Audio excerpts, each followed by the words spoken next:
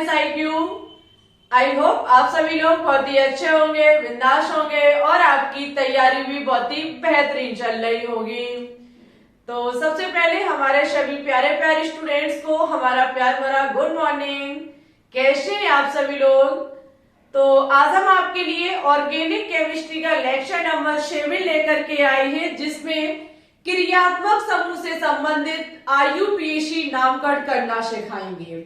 माना कि किसी भी श्रृंखला में, किसी भी यौगिक में एक या एक से अधिक क्रियात्मक समूह उपस्थित है तो उसका IUPAC नामकरण कैसे करना होता है, इसके बारे में हम आपको बहुत ही डिटेल से जानकारी देंगे और गारंटी के साथ आपको चुटकियों में सिखा के रहेंगे क्रियात्मक समूह वाले IUPAC नामकरण कैसे करते हैं। ठीक है, छोटा सा काम कर लीजिए, कॉपी पेन को उठा लीजिए और जैसे जैसे हम चीजों को यहाँ पढ़ाते चले, समझाते चले, जो भी टेबल बताते चले, मेरे साथ कॉपी में नोट डाउन करते रहिएगा। ठीक है, चलिए तो ज्यादा समय नहीं लेंगे, डायरेक्ट अपने टॉपिक पे आएंगे।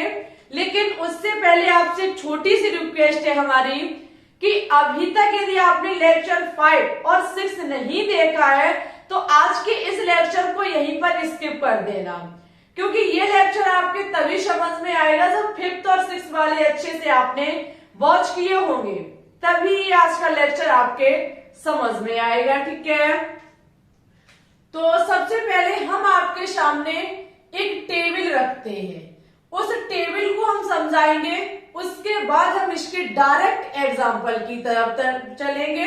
इट्स ओके डियर स्टूडेंट्स, जिसमें हमने आपके सामने कुछ क्रियात्मक समूह लिखे हैं और साथ ही साथ इनके अनुलग्न और पूर्व लगन को भी लिख रखा है।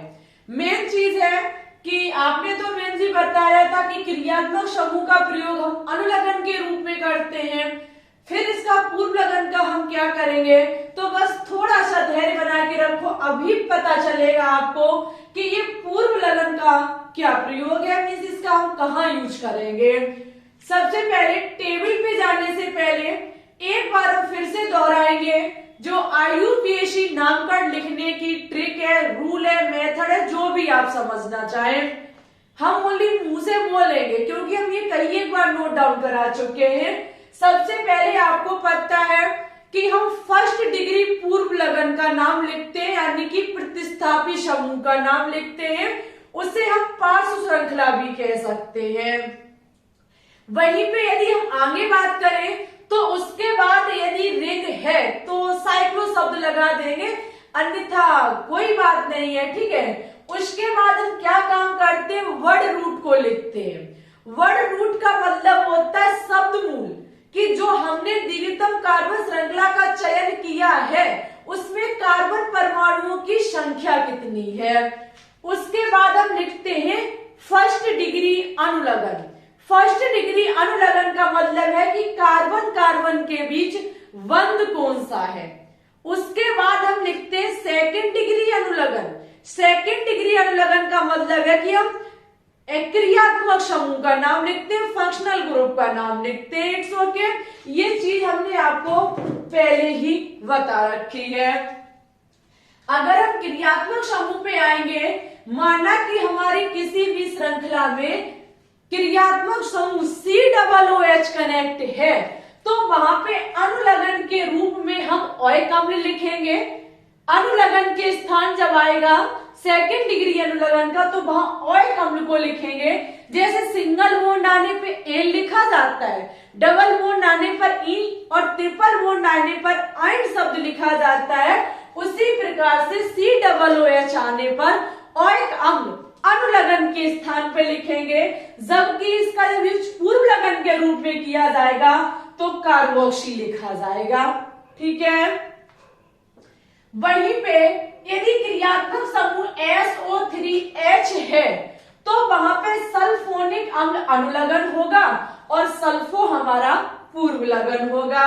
जबकि COOR ओइट अनुलग्न और एल्कोसी कार्बोनिल जो होगा वो हमारा पूर्व लगन होगा। ठीक है, जबकि सिंगल बॉन्ड COX का अनुलग्न ओइक एलाइड है और पूर्व लगन हेलोफॉर्मिल है।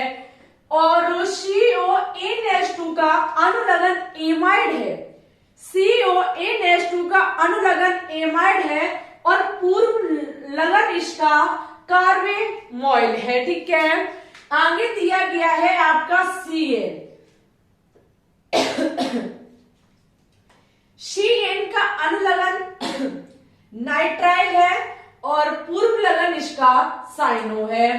CHO का अनुलग्न का जब इसका ये अनुलग्न के स्थान पे आएगा तो अल शब्द लिखा जाएगा, वैसे पूर्व लगन आने पर फॉर्मिल या फिर एलोडो को लिखेंगे। जबकि CO C double bond O आने पर ओन अनुलग्न होगा और कीटो या फिर ऑक्सो हमारा पूर्व लगन होगा। OH आ जाने पर OH फंक्शनल ग्रुप या क्रियात्मक समूह आ जाने पर ऑयल हमारा अनुलग्न होगा और हाइड्रोक्सी आपका पूर्व लगन। NH2 एमीन आपका अनुलग्न होगा और एमिनो इसका पूर्व लगन होगा। ठीक है, ज्यादा डिफिकल्ट भी नहीं है और ज्यादा इजी भी नहीं है। जब रास्ता इजी दिखाई देगा, जब आपकी जिंदगी में मुसीबतें नहीं आएंगी, तो चीजों को सीखना, समझना, पता करना कि भाई क्या है, तब तक आप कभी जिंदगी में आगे सफलता को नहीं प्राप्त कर पाएंगे, सफलता की सीढ़ियों पे नहीं चढ़ पाएंगे। ये चीज कठिन लगती है तो बार बार आपको रटने पड़ेंगे, लिखने पड़ेंगे और धीरे धीरे जब ज्यादा से ज्यादा यूपीएससी करेंगे, प्रैक्टिस लगातार करेंगे, तो ये आपके लिए आसान हो जाएगा। अगर हम बात करें सबसे पहले तो जिस क्रम में हमने लिखे हैं आपको इसी क्रम में पता होने चाहिए। अगर इस क्रम में पता नहीं है तो ये आपके लिए मुसीबत खड़ी कर सकते हैं। कैसे, तो अभी हम बताएंगे। अगर हम इंपॉर्टेंट की बात करें तो सबसे पहले COOH अधिकतम पूछा जाता है आपका। ये CONH2, CN, CHO, COOH, NH2 यानी कि इंपॉर्टेंट सभी है, याद करने में दिक्कत नहीं होगी। 4 से 5 बार लगातार लिखिए, प्रैक्टिस करते रहिए, चीजें आसान हो जाएंगी। ठीक है, इतना जब होता है तो डायरेक्ट हम इसके एक एग्जाम्पल को लेकर के इसका IUPAC नामकरण करते हैं कि इसका IUPAC नामकरण किया कैसे जाता है जब क्रियात्मक समूह होता है। चलिए, हमारा एक एग्जाम्पल है।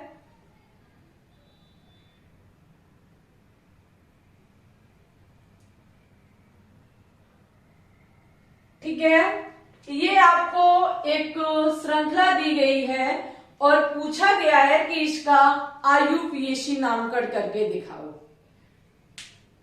जब हम इसका IUPAC नामकरण करने चलेंगे तो सबसे पहले आप देखेंगे एक लंबी श्रृंखला का आपको चयन करना होगा, दीर्घतम कार्बन श्रृंखला का चयन करना होगा जो कि हमारी सीधी रखी है।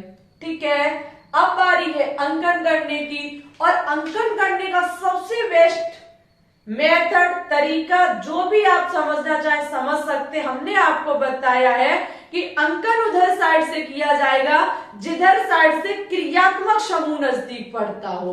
बाई चांस क्रियात्मक समूह नहीं है तो डबल बॉन्ड और ट्रिपल बॉन्ड को हम देखेंगे, और ये भी नहीं है तो हम प्रतिस्थापी समूह को देखेंगे। आप देखेंगे यहाँ पे CHO देख सकते हैं आप, CHO क्रियात्मक समूह आपका दोनों तरफ जुड़ा हुआ है। अब चाहे अंकन इधर से कर दीजिए चाहे इधर से कर दीजिए, बात एक ही है, क्योंकि इधर से करने पर फर्स्ट पे पड़ेगा और इधर से भी करने पर फर्स्ट पे ही पड़ेगा। देखो, अगर हम क्रियात्मक समूह की बात करें COOH, तो इस कार्बन को श्रृंखला में काउंट किया जाता है। इस कार्बन को भी, इस कार्बन को भी, इसको भी, इसको भी, लेकिन CN का ये C जो है वो काउंट नहीं किया जाता है। तो हम अंकन चाहे आगे से करें चाहे पीछे से करें, बात एक ही है। ठीक है, तो भाई हम क्या काम करेंगे, आगे से ही कर लेंगे। 1 2 3 4 5। ठीक है, कोई आपका प्रतिस्थापी समूह नहीं है, कोई भी रिंग नहीं बनके तैयार हो रही है, तो शब्द मूल का सबसे पहले नाम लिखेंगे। 5 कार्बन होने पर शब्द लिखा जाता है पेंट। हर जगह सिंगल बॉन्ड होने पर हम इन शब्द लगा देंगे तो आपका पेंटेन हो जाएगा। उसके बाद आप देखेंगे कि क्रियात्मक समूह जो अनुलग्न के रूप में काम करेगा, क्योंकि पहली बात तो ये है कि दोनों तरफ जो आपके क्रियात्मक समूह जुड़े हैं वो सेम क्रियात्मक समूह है। कौन सा? CHO। CHO के लिए क्या शब्द लिखा जाता है अनुलग्न के रूप में? अल। तो हम कर देंगे फर्स्ट कोमा 5 डाई अल।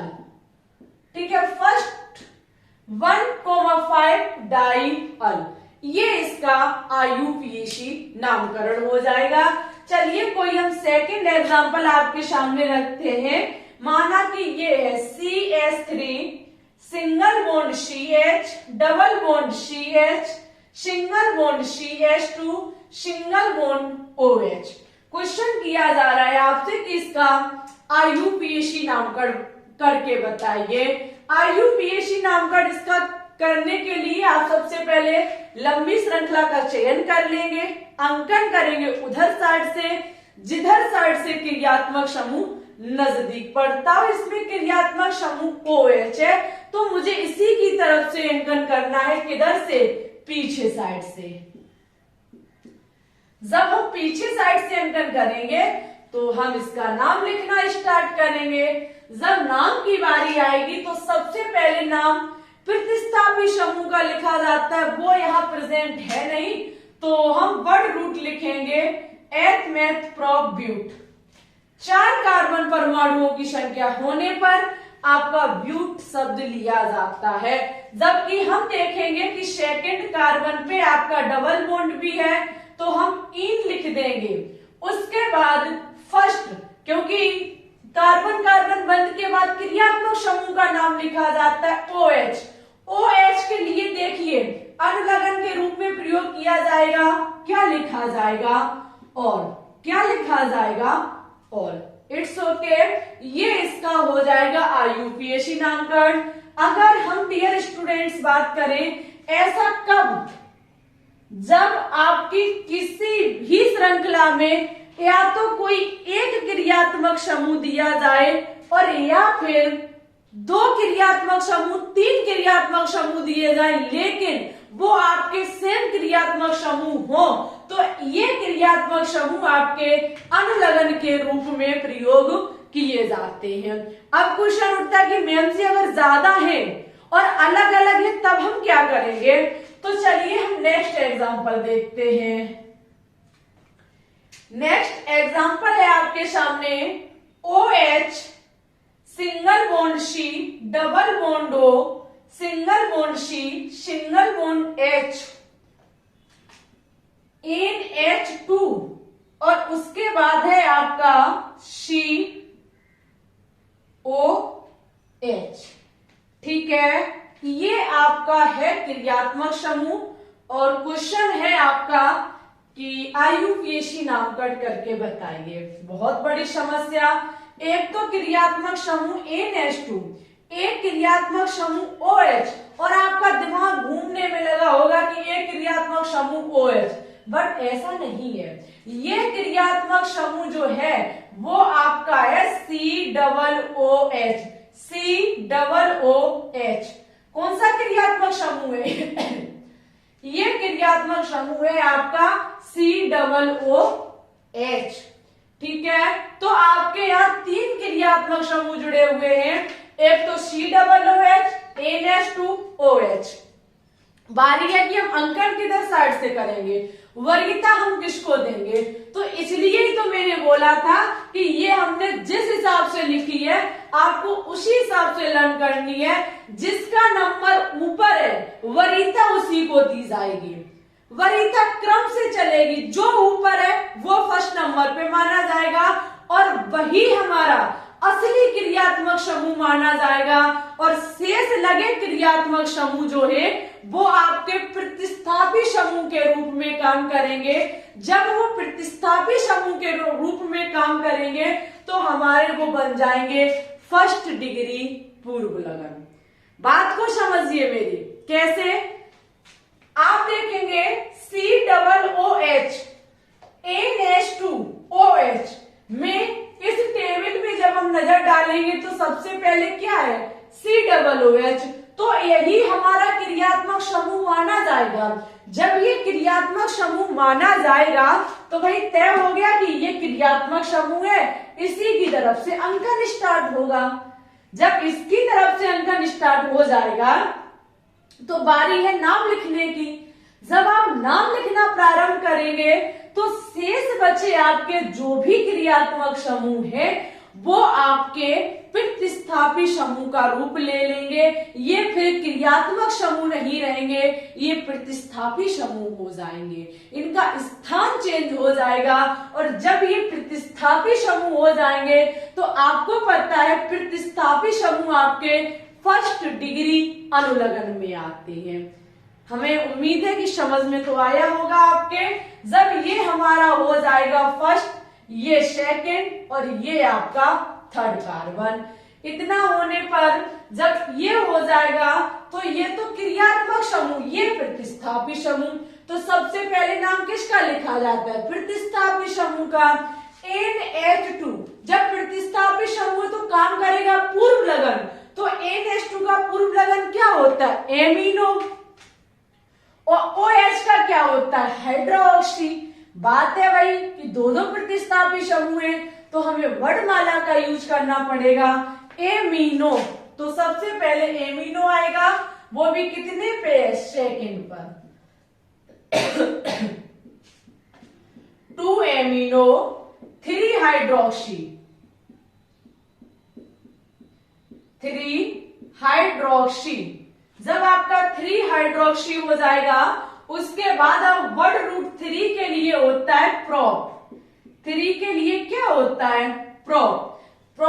और आप देखेंगे फर्स्ट पर ओइक अम्ल प्रेजेंट है तो आप या तो लिख दो फर्स्ट ओइक अम्ल या फिर आप कर सकते हैं प्रोपोइक अम्ल। ठीक है, प्रोपोइक अम्ल इसका आयु है 1 मिनट। प्रोपेन होता है प्रोपेन, तो प्रोपेनोइक अम्ल। ठीक है, प्रोपेनोइक अम्ल,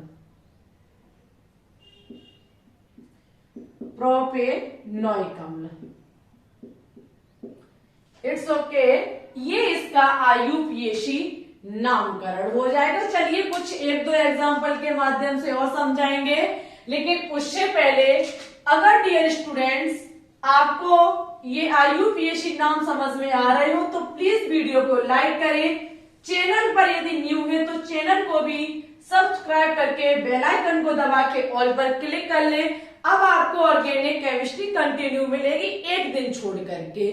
ठीक है, और इसी के साथ हम दिसंबर महीने तक आपकी ऑर्गेनिक केमिस्ट्री फिनिश करा देंगे।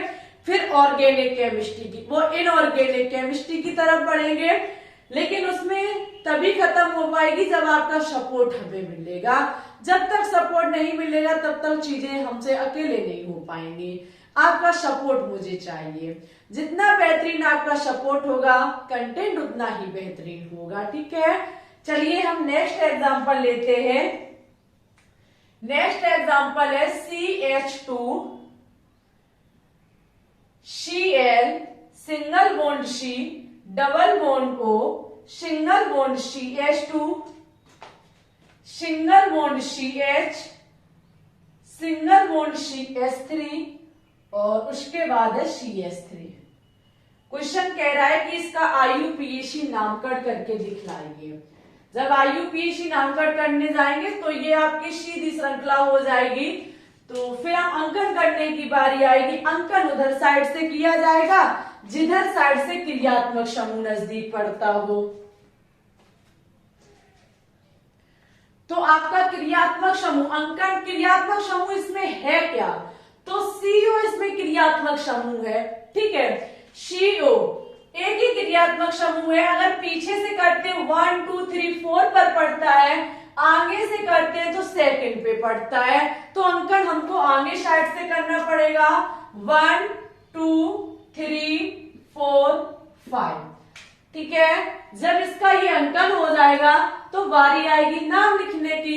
नाम सबसे पहले प्रतिस्थापी समूह का लिखा जाएगा। यहाँ पे प्रतिस्थापी समूह आपका Cl है, तो फर्स्ट क्लोरो हो जाएगा, फर्स्ट क्लोरो और 4 मेथिल। फर्स्ट क्लोरो, उसके बाद हो जाएगा 4 मेथिल। 5 कार्बन की श्रृंखला है, 5 के लिए लिखा जाता है पेंट। ठीक है, 5 के लिए पेंट लिखा जाता है, कोई डबल बॉन्ड नहीं, ये डबल बॉन्ड CO क्रियात्मक समूह का है, कार्बन कार्बन के बीच डबल बॉन्ड होना चाहिए, पेंट हो जाएगा। सेकंड पर आपका CO क्रियात्मक समूह होने पर यहाँ अनुलग्न होगा, ये क्योंकि अकेला है तो अनुलग्न के रूप में ओन लिखा जाता है, तो सेकंड ओन हो जाएगा। ठीक है, ये इसका हो जाएगा IUPAC नामकरण। क्या हो जाएगा? IUPAC नामकरण। चलिए एक हम आपके सामने और लिखते हैं, जैसे कि ये CH2, वो CH3, CH2, CHOH, COOH। Question किया जा रहा है कि इसका IUPAC नामकरण बताइए। जब इसके IUPAC नामकरण करने की बारी आएगी तो इसमें 2 क्रियात्मक समूह प्रेजेंट है, एक तो ये COOH और एक OH। वरीयता किसको दी जाएगी? तो वरीयता सबसे ऊपर कौन सा है? COOH, और सबसे नीचे कौन सा है? OH। तो अंकन उधर साइड से किया जाएगा जिधर साइड से COOH नजदीक पड़ता हो, तो पीछे से ही किया जाएगा, फर्स्ट, सेकंड, थर्ड, फोर्थ। जब ऐसा किया जाएगा, जब ये क्रियात्मक समूह है तो ये अपने आप प्रतिस्थापी समूह बन जाएगा। तो सेकंड पर हमारा हाइड्रोक्सी, क्योंकि पूर्व लगन लिया जाएगा इसका। क्या है इसका? हाइड्रोक्सी। अब ये पूर्व लगन हो गया, 4 हाइड्रोक्सी, और उसके बाद यहाँ पे 4 की रिंग बन के 4 की श्रृंखला है, तो 4 के लिए ब्यूट होता है, कोई डबल बॉन्ड नहीं है, ब्यूटेन हो जाएगा। और फर्स्ट पर आपका क्रियात्मक समूह ओइक अम्ल प्रेजेंट है, ये हो जाएगा इसका IUPAC नंबर। ठीक है, हमने आपके सामने क्रियात्मक समूह से लगभग 5 से 6 एग्जाम्पल रखे। अगर आपको समझ में आए हो तो कमेंट करके बताना कि हाँ इट्स ओके, समझ में आ चुका है मुझे। अन्यथा अगर आप कमेंट करेंगे तो अब आपके डबल बॉन्ड, ट्रिपल बॉन्ड और प्रतिस्थापी समूह और क्रियात्मक समूह वाले जो IUPAC नामकरण है वो यहीं पर खत्म होते। अब रिंग वाले जो हैं वो हम लेकर के आएंगे। लेकिन अगर आप इनसे संबंधित और भी एग्जाम्पल को पाना चाहते हैं तो बताइएगा कमेंट बॉक्स में, हम आपको इससे संबंधित और IUPAC नामकरण सॉल्व करा देंगे। अन्यथा ऐसा करेंगे किसी दिन टेस्ट ले लेंगे। ठीक है, यहाँ इतना ही रखेंगे। अब रिंग वालों पर हम बात करेंगे, तो उसके लिए इस वीडियो को ज्यादा से ज्यादा सपोर्ट करना होगा, प्यार देना होगा और वीडियो को अच्छे से वॉच करना होगा। ठीक है, अगर सपोर्ट और प्यार आपका रहा तो नेक्स्ट क्लास इसी प्रकार से, जैसे परसों अपलोड की थी आज कर दी, तो नेक्स्ट भी आपको इसी प्रकार से कंटिन्यू चलती रहेगी।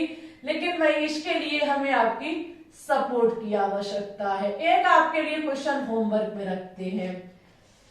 क्वेश्चन है CH3 single bond CO CH2 CH CH3 CH3। ठीक है, ये आपका IUPAC नामकरण आपको कमेंट बॉक्स में इसका बताना होगा। देखते हैं कितने स्टूडेंट्स इस क्वेश्चन का जवाब सही से और अच्छे से देते हैं। अगर देंगे तो हम वही रिप्लाई करेंगे, अन्यथा कोई बात नहीं। इसी के साथ हम वीडियो को यही अंत करते हैं, लेकिन उससे पहले वीडियो को लाइक करें, शेयर करें, चैनल को भी सब्सक्राइब करके बेल आइकन को दबा के ऑल पर क्लिक कर लें। रोज शाम 6 बजे लाइव स्ट्रीम लेना कभी ना भूलें, क्योंकि NCERT बेस्ड केमिस्ट्री के बहुत ही टॉप लेवल के क्वेश्चंस कराए जा रहे हैं। ठीक है, टेलीग्राम चैनल को भी ज्वाइन कर लें, लिंक डिस्क्रिप्शन में डली हुई है, वहां पे हम हर एक क्लास की PDF अपलोड कर देते हैं।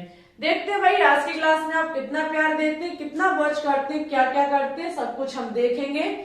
उसी के साथ हम आगे की क्लास को कंटिन्यू रखेंगे।